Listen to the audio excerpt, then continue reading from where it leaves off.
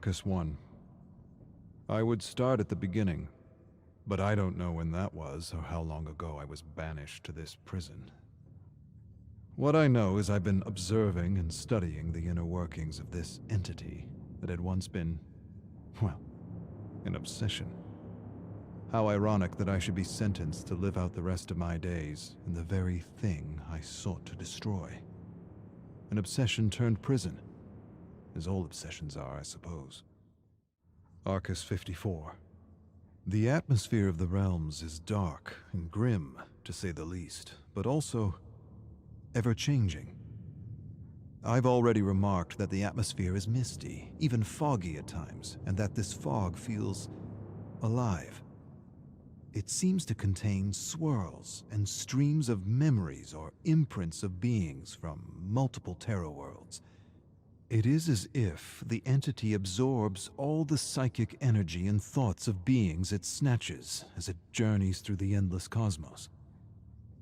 I've used the Oris to study the black fog, and have come to 3 observations that will prove invaluable to finding a way home. First, the fog is rich in auric particles, leading me to believe this dimension is more conscious than it is material. Second, I should be able to manifest anything I am able to pull from rifts in the fog, using techniques passed down from my family. Third, the entity is far more ancient than we ever suspected back home, and most of our theories and conjectures were wrong.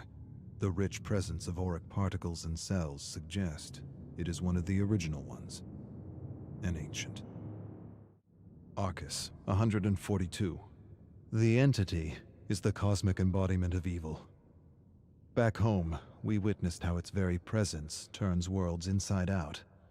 How it seems to remove or extinguish any sense of empathy or compassion within communities. How it brings people to the brink of madness and, well, pushes them in. Now I understand. It does all this in order to rip victims from their lives and have them play out an endless trial of terror that it presumably needs for its own survival.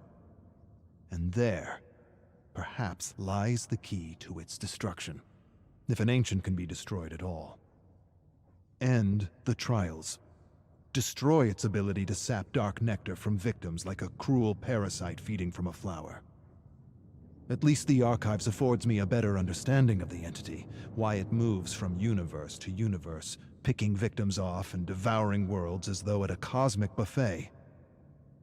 What I have yet to conclude is whether it is attracted to worlds that are brimming with darkness and madness, or if it is in fact the catalyst of such darkness and madness. Arcus 557. All planes of existence are a unique mix of conscious auric particles and material particles. The entity is almost certainly pure consciousness.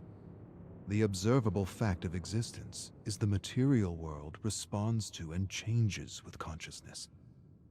Collective consciousness is the key. The body, the home, the trial, all of it is an expression of the entity's unconscious need for fear and terror.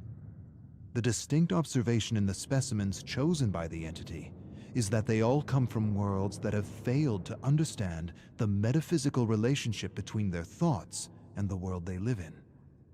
This is not by chance. It is, to my mind, self-preservation. Victims who know this truth and have honed their ability to manifest could be poisonous to the entity. This leads me to believe the entity is attracted to dark worlds because darkness and chaos are clear indicators that inhabitants have failed to connect the dots between the collective consciousness and the health of their world. The conclusion, then, might be that the entity feeds off ignorance. Arcus 731. Hard to tell when one day ends and another begins. The tower and the library help me cope, but it's hard to forget the truth of my situation, even for a moment, knowing everything I have is a lie. I have access to anything I want, and yet I have nothing. The survivors continue to undergo the trials of the most brutal of killers. I continue to search the fog for the memories of those who found a way to escape. It sometimes feels like a futile search. But then again, I've got time on my hands. Lots of time.